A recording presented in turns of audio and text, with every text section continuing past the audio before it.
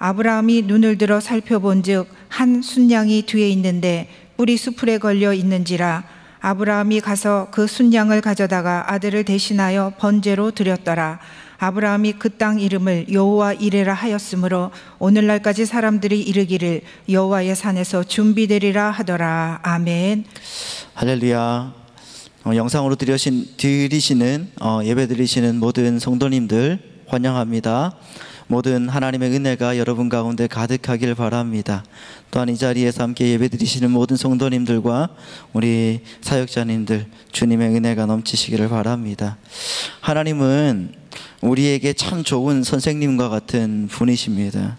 그래서 좋은 선생님이라고 하는 것은 학생들이 좀 못하거나 아니면 문제가 있어도 그냥 넘어지면 일으켜 주시고, 또 어떻게 보면 심하게 빗나가면 때로는 혼도 내시고, 그리고 잘하면 아주 넘치도록 칭찬해 주시는, 그러면서 그 속에 있는 탁월한 역량을 다 끌어내도록 해주는 분이 바로 좋은 선생님인 것 같습니다.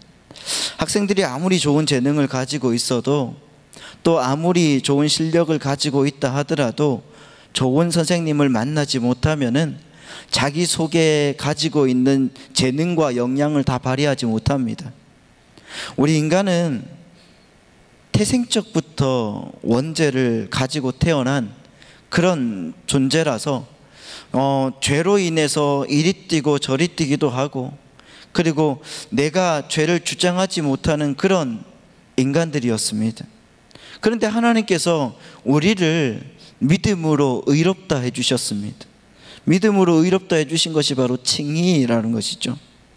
원래 인간은 다 악한 인간이었는데 그 악한 인간을 의롭다 칭하신 후에 그 다음에 성화의 삶을 살아가도록 이끌어 주시더라는 것입니다.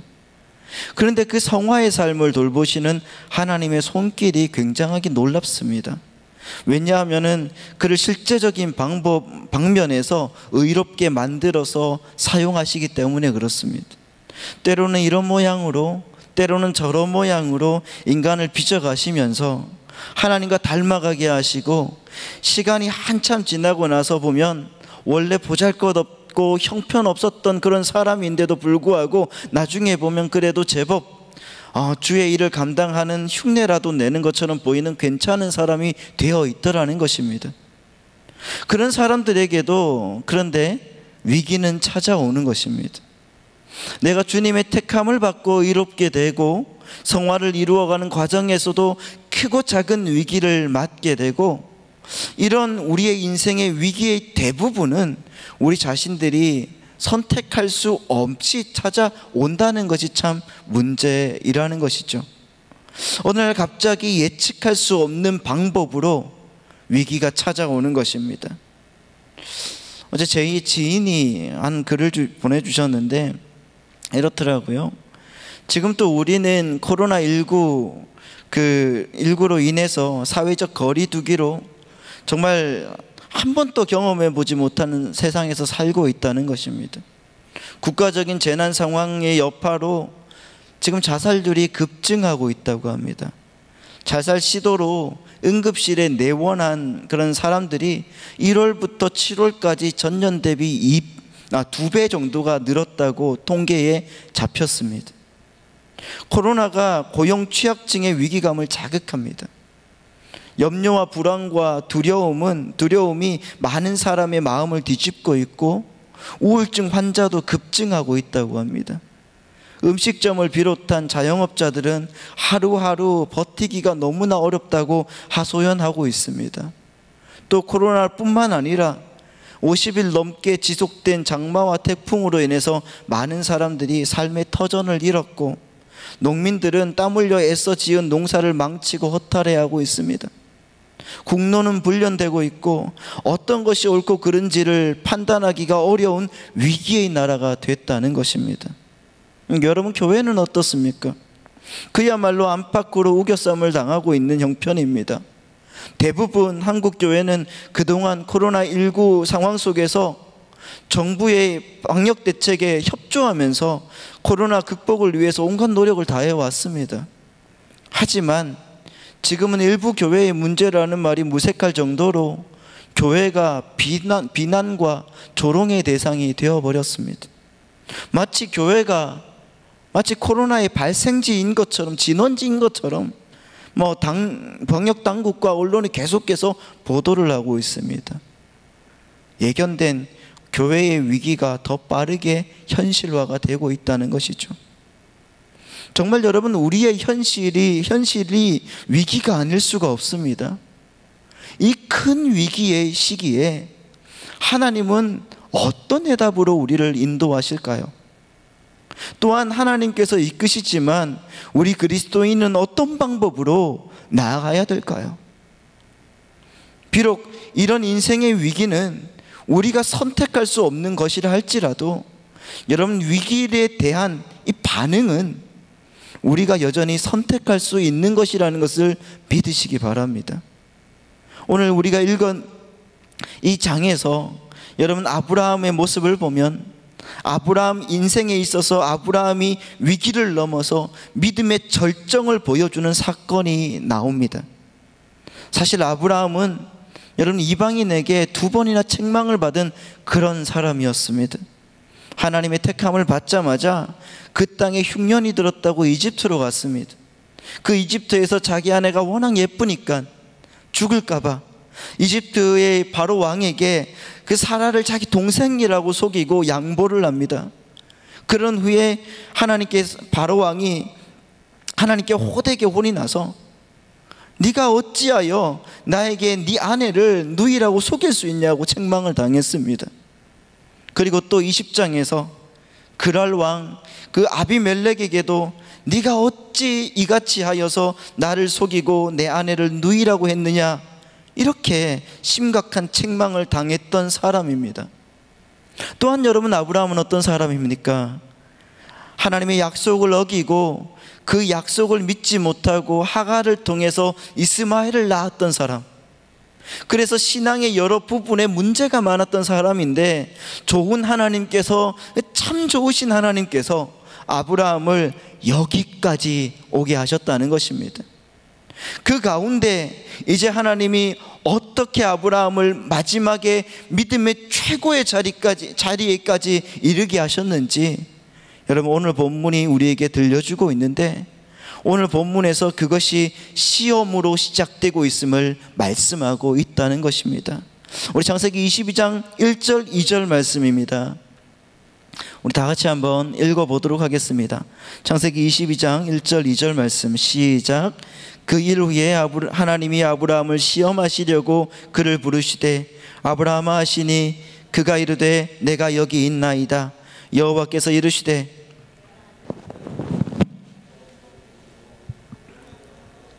내가 내게 일러준 한 산 거기서 그를 번제로 드리라. 여러분, 그에게는 아이를 가질 수 없는 불가능한 나이에 기적적으로 얻은 이삭이라는 외아들이 있었습니다. 몇 세에 낳았습니까? 99세에 얻은 아들. 요새 여러분, 유머에 99세 된 분께 제일 신뢰되는 말은 뭘까요, 여러분? 백수하세요 라는 말이라는 겁니다. 그 99세에 얻은 아들입니다. 눈에 넣어도 아프지 않을 아들.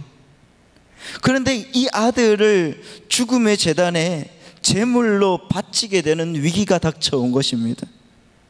그는 이제 하나님을 원망하고 인생을 절망해 버릴 수도 있었고, 이 이해하기 어려운 고난 앞에서 여전히 하나님을 믿고 순종의 걸음을 걸을 수 있는 선택의 갈림길에 서게 된 것입니다. 여러분, 결론부터 말하자면 여러분들 다 아시다시피 그는 원망이 아닌 순종을 택했습니다. 그리고 절망이 아닌 믿음을 선택합니다. 이때 하나님은 그를 위기에서 건지시고 그 아들 대신에 어린 수량을 대신 제물로 바치게 하십니다. 그리고 그에게 새로운 미래를 열어주시고 그로 하여금 많은 민족들에게 믿음의 아버지로 추앙받는 사람이 되게 하신다는 것입니다. 그리고 그로 하여금 이제 하나님을 새롭게 만난 그 장소를 가리켜, 그 땅을 가리켜, 그 땅을 이름하여 여호와 이레라고 부르게 하신다는 것입니다.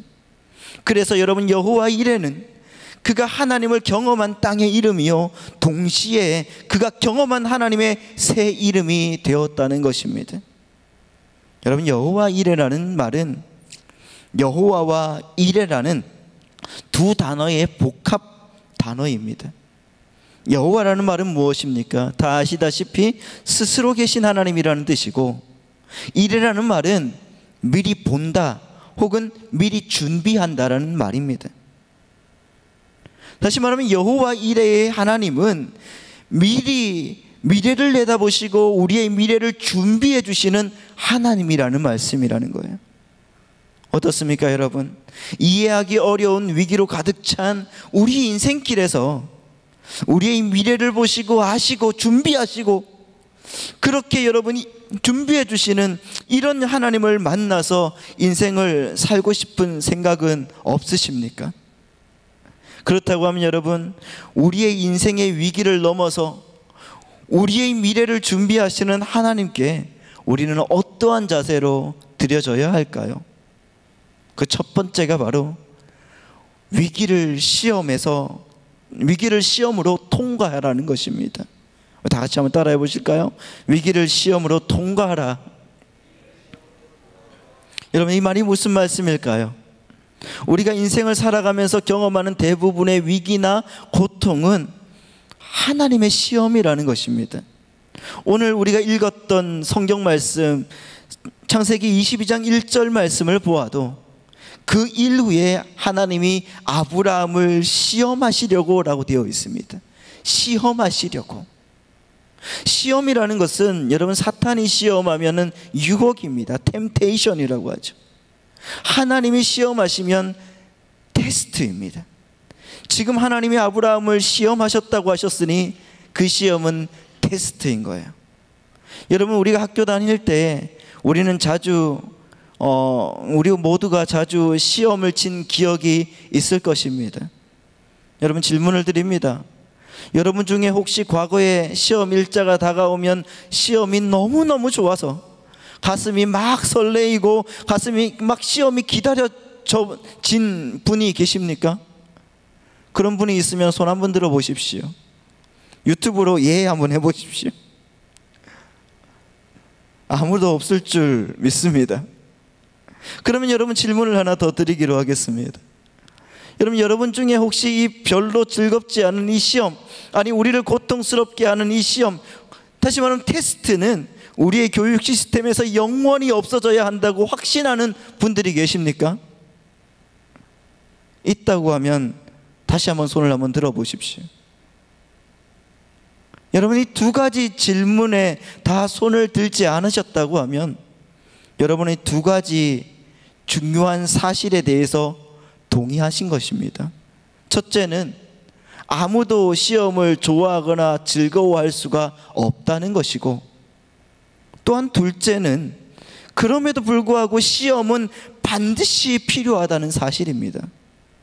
그렇지 않습니까? 시험은 왜 필요합니까, 여러분? 우리는 시험을 치고 나서야 객관적으로 자신의 실력을 파악할 수 있기 때문에 그렇습니다. 나의 실력을 파악할 수가 있어요. 그리고 시험 후에 모자라는 부분을 보충하는 학생은 실력이 향상되어 오르게 되어 있습니다. 인간의 시험 또한 마찬가지입니다. 인생의 고난의 시험을 통과하면서 자신의 부족함을 발견하고 자신을 성숙시키는 사람은 인생의 질을 업그레이드 시키는 놀라운 자리에 서게 된다는 것입니다. 무엇보다 생의 위기와 고난은 인간을 더욱 겸허하게 만든다는 것이죠. 오늘 본문은 아브라함이 받아들이기 힘든 이야기였습니다. 힘들 뿐만 아니라 도대체 어떻게 하나님께서 이렇게 하실 수 있나 하는, 여러분, 그런 하나님의 명령입니다. 이스마엘도 정리한 마당에 이제는 하나님께서 어떻게 이삭을 번제로 드리라고 할 수가 있느냐 하는 마음입니다. 그런데 아브라함이 이스마엘을 어떻게 정리했을까요? 하나님은 신실하게 말씀을 따라서 쭉 이루어 가시지만은 여러분, 인간은 믿음의 기복이 있습니다. 내려감이 있고 올라감이 있고, 믿기도 했다가 믿지 않기도 했다가 못하기도 했다가, 그런 왔다 갔다 하는 모습을 보입니다. 그래서 여러분, 급기야 아브라함은 최선이 아닌 차선을 선택하게 되더라는 것입니다. 최선이라 함은 자기 몸에서 날짜가 하나님의 후사, 곧 아브라함의 후사가 되는 것인데, 그걸 믿지 못하니까 차선의 방법, 다시 말하면 하갈을 통해서 이스마엘을 생산해내게 된 것입니다. 그가 차선을 선택한 대가가 무엇이었는가? 여러분, 창세기 21장 9절에서 11절 말씀입니다. 이렇게 나와 있습니다. 사라가 본즉 아브라함의 아들 애굽 여인 하갈의 아들이 이삭을 놀리는지라. 그가 아브라함에게 이르되 이 여종과 그 아들을 내쫓으라. 이 종의 아들은 내 아들 이삭과 함께 기업을 얻지 못하리라 하므로 아브라함이 그의 아들로 말미암아 그 일이 매우 근심이 되었더니 라고 말하고 있습니다. 성경에 아브라함이 근심이 되었다라는 말이 나옵니다. 여러분, 근심이 되었다는 말은 마음이 여러 갈래로 나누어졌다는 말입니다. 근심이 오면은 마음이 수십 갈래로 쪼개어집니다. 어떻게 할까? 이렇게 할까? 저렇게 할까? 이러지도 못하겠고 저러지도 못하겠고, 마음이 나누어지는 현상이 근심이 되는 것입니다. 차선을 선택한 대가가 결국 자기 인생에 있어서 씻을 수 없는 고민과 근심을 가져다 주게 되더라는 것입니다. 여러분, 최선은 하나님의 말씀을 따라가는 것인데, 그 다음인 차선을 선택한 대가가 근심이더라는 것입니다. 우리의 인생에서도 마찬가지입니다. 하나님의 말씀만 따라가는 인생이 최선인데도 불구하고 그걸 따라가지 못하니까 여러분, 우리는 내가 원하는 길을 선택하게 되고, 결국 그 대가가 결국 가정의 근심으로, 내 마음의 근심으로, 또 내 미래에 대한 불안감, 그런 근심들로 찾아오게 되고 결국 인생이 복잡하게 꼬이게 되더라는 것입니다. 엉켜버린 이 인생을 쭉 여러분 추적해 올라가다 보면 항상 여러분 하나님의 약속의 말씀을 진득하게 기다리지 못했던 그 결과가 바로 근심으로 나타나게 되는 것을 우리는 볼 수가 있다는 것입니다. 하나님은 신실하시지만 우리는 신실하지 못해서, 하나님이 약속하신 그것을 기다리지 못했기 때문에 그런 현상이 벌어지고 마는 것입니다. 우리 인생에도 이런 일들이 수없이 많이 있습니다. 그런데 여러분, 이때 중요한 것은 그것을 끊어내는 것입니다. 지난주에도 말씀드렸지만은 결단하는 것이 중요하다는 것입니다. 잘라내고 도려내는 결단이 필요하다는 것입니다. 할례의 언약이 바로 잘라내고 도려내라는 것입니다.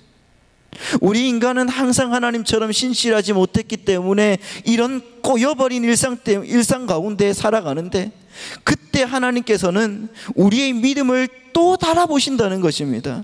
아브라함이 정말 훌륭한 믿음의 조상이 된 때에는 바로 이때, 이 꼬여버린 상황 가운데서 하나님의 말씀에 순종했기 때문이라는 것입니다. 하나님께서 아브라함에게 말씀하십니다. 내 집에 있는 아들 하갈을 통해서 낳은 아들 이스마엘을 내쫓으라. 그런데 이 말씀은 정말 순종하기가 쉽지 않다는 것이죠. 왜냐하면 인간은 각자 그 마음에 가지고 있는 휴머니즘이 있기 때문에, 착한 척하고 싶은 마음, 친한 척하고 싶은 마음, 모든 사람들에게 인정받고 싶은 마음, 모든 사람들에게 존중받고 싶은 마음, 모든 사람들에게 저 사람 참 좋다, 좋은 사람이다, 괜찮은 사람이다. 그런데 여러분, 이미 아브라함은 이스마엘에게 여러분 줄 만큼의 그 정을 이스마엘에게 다 줬습니다. 아마 여러분 사랑한다고 고백도 했을 테고, 하갈에게는 내 아들 낳아줘서 고맙다는 표현도 했을 것입니다. 그런데 지금 와서 내쫓으라니요. 쫓아내는 거 여러분 정말 쉽지가 않습니다. 그런데 지금이라도 하나님의 말씀대로 순종해야 가정의 평안이 찾아오고, 그래야 하나님의 나라가 이 가정에 올바로 이루어질 수가 있는 것입니다. 결코 쉽지 않은 결단이라는 것이죠. 이런 상황에서 아브라함이 어떤 결단을 하였던가요? 여러분 21장 14절 말씀을 보면 이렇게 나와 있습니다. 아브라함이 아침에 일찍 일어나 떡과 물과 한 가죽 부대를 가져다가 하갈의 어깨에 메어 주고 라고 되어 있습니다. 아브라함이 결단하는 모습을 보면 아침에 일찍 일어났다는 이야기가 나오는데 21장에서 나오고 오늘 본문 이삭을 모리아 산에서 바치는 그런 사건에서도 그가 아침에 일찍 일어났다는 이야기가 나옵니다. 이 말인즉슨 여러분 무슨 말입니까? 그가 밤새도록 늘어지게 자고 아침에 이제는 허리가 아파서 더는 잠을 못 자겠다 뭐 이런 그런 말이 아니라는 것입니다. 밤새도록 고민하다가 기도하다가 밤새도록 한숨도 자지 못하다가 이제는 결단해야 되겠다. 그래서 새벽같이 눈을 뜨고 부산하게 일어나서 지금 내가 결단하고 끊어내지 못하면은 아침에 또 이 아이가 밥 먹는 모습을 지켜보면 또다시 주저앉고 또 주저앉을까봐 아침에 일찍 일어나서 결단했다는 이야기가 된다는 것입니다. 그래서 아브라함도 하나님의 신실하심처럼 나도 처음에 하나님의 말씀만 따라갔는데 지금 다시 나에게 주어진 그 끊어내라 하시는 하나님의 말씀을 다시금 붙잡아야 되겠다라고 그렇게 결단하고 이제 자기 집에 있는 이스마엘을 끊어내는 것입니다. 이스마엘을 떠나보낼 때 밤새도록 기도하고 처절하게 투쟁하고 눈물을 흘리고 엎드린 결과로 아침에 일찍 일어나 이스마엘과 하갈을 떠나보낼 수 있었던 것입니다. 그리고 오늘 그의 사랑하는 하나밖에 없는 이삭을 번제로 드리라는 하나님의 명령으로 그는 또다시 밤새도록 기도하는 것입니다. 그는 기도하면서 하나님의 마음을 알게 해달라고 구했을 것입니다. 어떻게 해야지 하나님의 명령을 자신이 순종할 수 있을지 자신의 상식으로 도무지 이해할 수 없는 하나님의 명령 앞에 그는 밤새도록 엎드리고 기도했을 것입니다. 그리고 나서 3절 말씀을 보도록 하겠습니다. 22장 3절 말씀 다 같이 읽어보도록 하겠습니다. 시작. 아브라함이 아침에 일찍이 일어나 나귀의 안정을 지우고 두 종과 그의 아들 이삭을 데리고 번제에 쓸 나무를 쪼개어 가지고 떠나 하나님이 자기에게 일러주신 곳으로 가더니 아브라함이 아침에 일찍이 일어나 떠나갔다고 말하고 있습니다. 사실 여러분 아침에 일찍이 일어나지 않고 이렇게 생각할 수가 있습니다. 이제는 떠나보내야 할 우리 아들이니까 오늘 하루만이라도 푹 자게 좀 해주자. 그리고 아침에 일어나 밥 먹으라고 먹여서 보내자. 이렇게 생각할 수도 있지 않겠습니까? 그런데 여러분 막상 앉혀놓고 밥 먹는 모습을 보면 그 사랑하는 아들을 어떻게 떠나보낼 수가 있겠습니까? 그 후에 밥을 먹고 있는 아들의 모습과 천진난만하게 웃으며 대화하고 있는 그 아들을 보고 있노라면 여러분 절대로 떠나보낼 수가 없을 것이에요. 아브라함은 그걸 너무나 잘 알고 있었습니다. 이스마엘을 떠나보낼 때 이미 경험했던 일이기 때문에 그렇습니다. 그래서 아내에게도 상의한 적이 없습니다. 사라를 불러놓고 여보, 하나님께서 이렇게 하라고 지시하는데 내가 어떻게 하면 좋겠어? 이렇게 상의하지 않았습니다. 그냥 밤새도록 고민하고 기도하다가 아침에 일찍 일어나 여느 때처럼 우리가 하나님께 가서 번제를 드리고 오자 하면서 그 아들을 데리고 떠나는 것입니다. 늘 아버지가 하나님께 예배하던 자리가 있기에 이 아들은 의심하지 않고 묻지도 않고 따지지도 않고 종들과 함께 아버지를 따라 났습니다. 그 아내는 어떻습니까? 아내도 늘 여느 때처럼 하나님께 번제를 드리러 가는 거니까 양이야 어디 가서 데려가겠지 하고 그냥 보내는 것입니다. 그래서 여러분 길을 떠납니다. 그 길이 사흘 길이었다는 거예요. 여러분 4절 말씀을 보겠습니다. 제3일에 아브라함이 눈을 들어 그곳을 멀리 바라본지라. 제3일에 아브라함의 일생에서 이 72시간 이 사흘 길이 가장 긴 시간이 아니었을까요? 인생의 가장 깊은 밤이 아니었을까요? 성경은 3일에 대한 의미를 많이 부여합니다. 예수님도 무덤에 3일 동안 계셨다가 3일 만에 부활하셨습니다. 아브라함도 자기 인생의 가장 긴 무덤 같은 시간, 칠흑 같은 어둠의 시간, 이 3일을 보내야만 했습니다. 그런데 이 3일이 지나니 아브라함에게는 금보다도, 금으로도 어떤 것으로 살 수 없는 가장 고귀한 시간이 되었다는 것입니다. 왜냐하면 이 3일 길을 걸으면서 아브라함이 하나님의 마음을 알았던 거예요. 하나님, 도대체 나에게 왜 이러십니까? 내 인생을 왜 이렇게 궁지로 몰아넣으십니까? 왜 위기로 몰아넣으십니까? 왜 이렇게 나에게 모질고 가혹하게 행하십니까? 다 끌어내게 하시고 다 잘라내게 하시고 왜 하나님은 이렇게 약속을 지키지 않으십니까? 하는 원망으로 하루하루를 보냈을 것입니다. 그리고 그 다음 날은 어떻겠습니까? 그 다음은 아이에 대한 연민으로 또 그 하루를 보냈다고 하면, 그리고 이 마지막 3일째는 어떻게 보냈을까요? 아브라함은 이 3일의 기간에 하나님의 마음을 깨닫는 시간이 되었을 것입니다. 왜냐하면 3일의 기간이 값지고 소중한 기간이었다는 것을 그 다음 아브라함의 태도에서 알 수가 있는 것입니다. 아브라함의 마음을 정확하게 깨달아 아는 것입니다. 자, 여러분 5절 말씀 한번 보도록 하겠습니다. 5절 말씀입니다. 다 같이 한번 읽어보도록 하겠습니다. 시작. 이에 아브라함이 너희는 나귀와 함께 여기서 기다리라. 내가 아이와 함께 저기 가서 예배하고 우리가 너희에게로 돌아오리라 하고.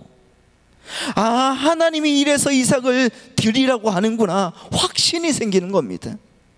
어떻게 해요? 왜? 우리가 너희에게로 돌아오리라, 이렇게 아브라함이 말했습니다. 아브라함이 3일간 그 길을 가면서 깨달았던 것은 하나님은 절대 이 아이를 내 손으로 데려가지 않으신다는 확신이 있었다는 것입니다.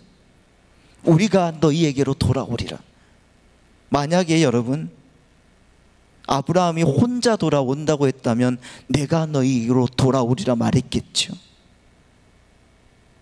종들에게 명확하게 이야기하지 않습니까? 이 말씀을 히브리서는 아브라함이 이삭을 죽은 자 가운데서도 하나님이 다시 살리실 줄을 믿었다 이야기하는 것입니다. 우리가 너희에게로 돌아오리라.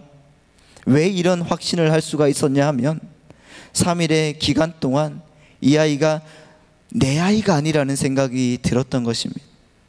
내가 낳지 않았기 때문에, 내가 남자로서의 기력이 있을 때 아이를 낳은 적이 없고, 내 아내 사라가 여성의 기능이 있을 때에 이 아이를 낳지 않았기 때문입니다. 내가 낳은 아이가 아니라면 하나님이 낳은 자식입니다. 하나님이 주신 아이입니다. 하나님이 주신 아이니까 하나님이 반드시 하나님의 뜻이 있을 것이다. 하나님께서 이렇게 하라고 하신 데는 하나님이 반드시 다시 보내주실 것이라는 확신이 있었기 때문에 그렇습니다. 이때 아브라함은 여호와 이레의 하나님을 다시 만나는 것입니다. 그래서 종들에게 이야기합니다. 우리가 너희에게로 돌아오리라. 사랑하는 성도님, 오늘 우리가 지금 어떤 어려움을 겪고 있는지 우리 인간으로는 알 수가 없습니다. 우리가 영상으로밖에 참석할 수밖에 없지만 이 예배에 참석하면서 하나님 앞에 우리가 많이 눈물을 흘리고 엎드려 기도하는 구구절절한 사연들이 우리에게는 다 있습니다. 하나님, 왜 나를 이렇게 가혹하게 몰아붙이십니까? 하나님, 나는 왜 이렇게 인생이 답답하고 왜 이렇게 나는 되는 일이 하나도 없습니까? 주신 것 같았는데 빼앗아 가시고, 뭔가 손에 쥔 것 같은데 다 흩어버리시고, 왜 그러십니까? 사흘간의 깊은 그 어둠 같은 무덤 같은 묵상 가운데 하나님께 기도하다 보면 하나님이 원래 그게 네게 아니잖아, 원래 그거 구할 수 없는 중에 네가 얻은 거잖아, 걱정하지 마, 내가 다시 너에게 돌려줄 것이다. 여러분, 나는 알기를 원하는 것이 네가 얼마나 나를 이해하고 있는지, 네가 얼마나 내 마음을 아는지 내가 시험해 보려고 하는 것이다. 하나님 말씀하고 계시는 것입니다. 오늘 우리에게 하나님이 그런 물음과 그런 대답을 하실 줄로 믿습니다. 아브라함은 여러분 그런 하나님의 마음을 깨달았습니다. 그래서 여러분 이삭이 또 묻습니다. 7절 말씀 보면 이삭이 그 아버지 아브라함에게 말하여 이르되 내 아버지여 하니 그가 이르되 내 아들아 내가 여기 있노라. 이삭이 이르되 불과 나무는 있거니와 번제할 어린 양은 어디 있나이까. 이때 여러분 아브라함이 당당하게 대답합니다. 8절 말씀 시작. 아브라함이 이르되 내 아들아 번제 어린 양은 하나님이 자기를 위하여 친히 준비하시리라 하고 두 사람이 함께 나아가서, 이쯤 되면 여러분 아브라함 또 믿음의 고수가 되어버린 것입니다. 신앙이 성장하고 신앙이 발전하다는 것은 여러분 하나님의 마음을 나도 안다는 것이에요. 하나님이 나를 알듯이 나도 하나님의 마음을 이제는 이해할 수가 있다는 것입니다. 나를 이렇게 코너로 몰고 가시는 것은 결국 나를 파멸시키기 위함이 아니라 이 일을 통해서 하나님의 마음을 깨닫고 뭔가 거기에서 다시 일어나기를 원한다는 하나님의 마음을 아브라함도 깨닫었다는 것입니다. 이쯤 되면 여러분 선수가 된 것입니다. 하나님 또 이렇게 이야기하는 아브라함을 보고, 이야, 이제는 아브라함이 많이 성장했구나. 처음에 아브라함을 불러놨더니 기근이 있다고 이집트로 도망가 버리고 자기 아내를 누이라고 속이고 거짓말이나 하고, 또 어디 가서 또 자기 아내를 누이라고 거짓말하고, 또 아무 데서나 자기 아들이라 낳고, 이런 아브라함이었는데 이제는 내 마음을 훤하게 꿰뚫고 알고 있구나. 하나님이 이제야 아브라함을 신뢰할 수 있게 된 것입니다. 그래서 여러분 하나님이 뭐라고 이야기하십니까? 창세기 22장 12절 말씀을 보십시오. 다 같이 읽습니다. 시작. 사자가 이르시되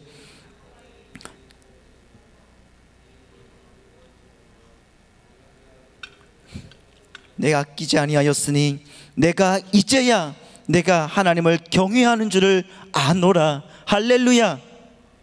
이제야. 여기서 이제야라는 말은 가장 소중한 이삭을 바쳤기 때문에 내가 내 행위로 내가 너를 아노라 한 것이 아니라, 이제야라는 말은 네가 이제야 내 마음을 좀 아는구나, 네가 이제야 내 마음을 이해하는구나 하는 하나님의 말씀이라는 거예요. 부모가 자녀를 가장 귀하게 여기고 가장 소중하고 아름다울 때는 이제 부모의 마음을 좀 알 때 아니겠습니까? 이제 부모의 마음을 조금이라도 헤아릴 때, 그때 가장 귀한 것 아니겠습니까? 내가 너에게 가장 소중한 이삭을 왜 빼앗았겠니? 내가 너에게 왜 이런 일을, 정말 이런 할 일 없는 고통을 주었겠니? 내 마음을 좀 알아달라고 하는 거야. 이제야. 오늘 여러분 우리를 코너로 몰고 가시는 하나님, 여러분 우리를 공지로 몰고 가시는 하나님은 절대로 우리를 파멸시키시는 하나님이 아니라는 것을 믿으시기 바랍니다. 이 일을 통해서 하나님의 마음을 조금이라도 알고 깨달으라고, 좀 미련하게 그렇게 잊지 말고 주의 말씀을 좀 알라고 하시는 하나님의 마음임을, 하나님의 계획임을 깨달으시길 바랍니다. 그럼 여러분 하나님이 우리에게 말씀하십니다. 너도 선수가 다 되었구나. 할렐루야. 이 시험의 끝에서 역사하시는 여호와 이레의 하나님을 경험하시는 사랑하는 우리 성도님들 되시기를 예수님의 이름으로 축복합니다. 우리의 인생의 위기를 넘어서 우리의 미래를 준비하신 하나님께 우리는 또한 어떠한 자세로 나아가야 될까요? 두 번째는 위기를 믿음으로 받아들이라는 것입니다. 여러분, 아브라함이 모리아산 정상의 제단에 이르러서 아들 이삭을 결박하고 칼을 빼는 순간 하나님의 천사가 그 아이에게 손대지 말라고 말씀하십니다. 그리고 본문 13절 14절에 보면 하나님이 준비하신 어린 수양으로 대신 제물을 드리게 하지 않습니까? 그래서 그 제단은 하나님이 예비하신 여호와 이레의 제단이 되었습니다. 사랑하는 여러분, 그런데 중요한 것은 이 모리아 제단에서 어린 양을 준비하시던 동일하신 그 여호와 이레 하나님께서 지금으로부터 2000년 전 유대 땅 예루살렘 성 밖 그 갈보리 언덕에 또 하나의 제단을 준비하신 것을 아십니까? 그것은 죄로 말미암아 하나님이 심판을 피할 수 없었던 인류를 위해서 하나님 자신이 속죄의 제물을 친히 준비하고 계셨던 것입니다. 그 제물은 바로 하나님의 자신, 하나님 자신의 아들 예수 그리스도였었다. 침례 요한이 예수님을 가르쳐 보라, 세상죄를 지고 가는 하나님의 어린 양이라 이렇게 말씀했습니다. 그는 바로 여러분과 저를 심판하시는 대신에 우리의 죄를 대신 자신의 아들에게 걸머지게 하시고 그를 십자가에서 희생의 제물이 되게 하심으로 우리가 죄사함을 받고 구원받는 길을 예비해 주신 여호와 이레의 하나님이라는 것입니다. 성경에서 가장 많이 알려진 말씀인 요한복음 3장 16절에서 뭐라고 하십니까? 우리 다 같이 한번 읽어볼까요? 하나님이 세상을 이처럼 사랑하사 독생자를 주셨으니 이는 그를 믿는 자마다 멸망하지 않고 영생을 얻게 하려 하심이라. 믿음의 조상 아브라함 또 내어주기 어려웠던 외아들을 여러분, 하나님은 기꺼이 십자가에 내어주셨다는 말입니다. 여러분과 제가 멸망하지 않고 영생을 얻기 위해서 말입니다. 그것이 바로 하나님의 사랑입니다. 외아들까지 주신 그 사랑이 그 어떤 사랑인지 여러분 상상이 가십니까? 아주 절친한 목사님이 계셨다고 합니다. 그 두 분이서 이제 말씀을 나누다가 한 목사님이 자기 친구 목사님에게 이렇게 얘기를 했다고 그래요. 자네는 아들이 5이나 되니까, 나는 아무도 없으니까 내게 양자 하나를 내게 양자로 보내면 어떤가, 이렇게 요청하게 되고, 그 아들 5 가진 목사님이 친구 사이에 못할 것 없다는 생각이 들어서 그래, 내가 약속하겠네, 그렇게 하지, 이렇게 대답을 했다고 합니다. 막상 대답은 해놓고 집에 와서 자기 어린 아들 5이 쭉 누워 자는 모습을 보면서 어떤 아들을 줄 수 있을까 생각에 잠겼습니다. 큰아들은 장남이니까 안 되겠고, 둘째 아들은 제일 미남이고 잘생겼으니까 안 되겠고, 셋째 아들은 그 중에 제일 똑똑한 아들인데 안 되겠고, 넷째 아들은 아들 중에서 몸이 제일 약해서 병치레를 늘 하는 아이였는데 불쌍한 아들이어서 안 되겠고, 마지막 막내는 생각만 해도 귀엽고 사랑스러운 아들인데 결국 하나도 줄 수 없겠다는 생각이 들어서 어떻게 하지 하고 있는데, 갑자기 그날 밤에 자기의 외아들 예수 그리스도를 세상에 보내시고 희생시키신 그 하나님의 큰 사랑, 그 사랑이 가슴에 사무쳐서 밤새도록 통곡하고 여러분 우셨다고 합니다. 여러분, 성경은 십자가에서 자신의 귀하고 귀한 그 생명을 버리신 하나님의 아들 예수 그리스도의 그 희생으로 우리가 죄에서 해방되어서 죄에서 자유한 새 인생, 이제 하나님이 준비한 미래를 누리는 인생이 가능하게 되었다고 약속하고 있습니다. 그래서 성경은 이 사건을 가리켜서 복음이라고 말하고 있는 것입니다. 그렇다고 하면 우리는 모두 그리스도의 희생, 그의 사랑에 빚진 사람들이 아니겠습니까? 여러분, 세상의 마음을 뺏기지 마시기 바랍니다. 그 세상의 복에 목말라 마시기 바랍니다. 그저 우리는 여러분 십자가에 죽으시고 다시 사신 예수 그리스도를 잘 보고 그분의 피 흘리심, 그분의 희생으로 저와 여러분이 죄에서 해방되어서 새 인생을 살게 하신 하나님, 여호와 이레의 하나님 바라보면서 주님께 영광 돌리는 믿음의 사람이 되어야 될 줄 믿습니다. 우리의 미래를 책임지시는 여호와 이레, 그 여호와 이레의 하나님을 찬양하시는 사랑하는 성도님들 되시기를 예수님의 이름으로 축원합니다. 기도하겠습니다.